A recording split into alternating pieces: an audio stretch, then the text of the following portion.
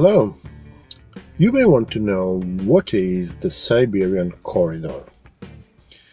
We are not talking about the current airline dispute about using the Siberian airspace. We are talking about that strip of plains, grassland, steppes that the people coming from Central Asia used to move west and normally to invade Europe. Eastern invasions have been one of the engines of European history. Many of the empires that occupied the Middle East were started originally by people coming from Central Asia. Well, the Roman Empire is said to have fallen because of the barbaric invasions, and the barbaric invasions were set in motion because people from Central Asia were pushing on the east side of Europe and pushing the other people and toward west and dislocating them. Many of them tried to get inside the Roman Empire to get protection from the eastern invaders.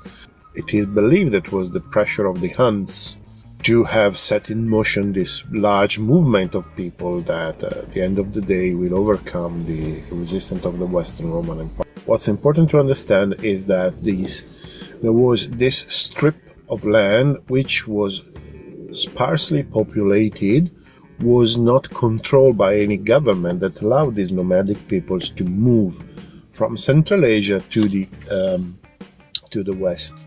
The Turkish expansion and the Mongol expansion that took place in the 14th century, 15th century, 16th century, they still could profit from this area which was not under strong centralized control.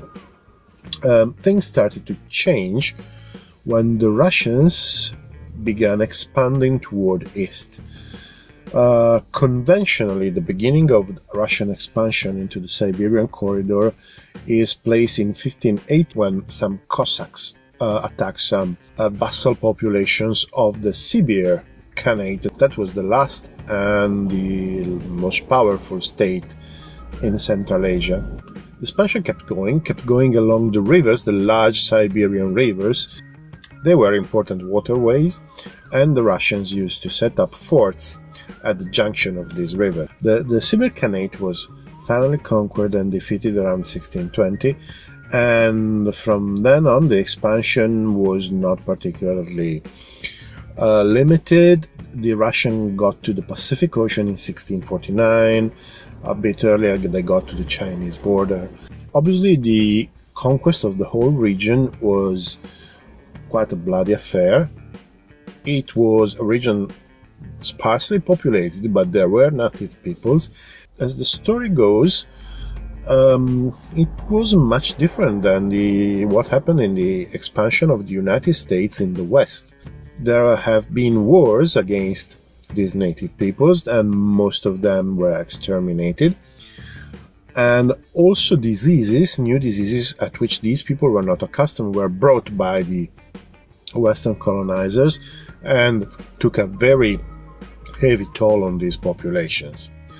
Well, the closure of the Siberian corridors is an epic story that is almost totally unknown in the West. So if you're interested in more details about this subject, please let me know in the comments below, and we will prepare some documentaries or some more videos about the subject. Okay, there we go. Bye.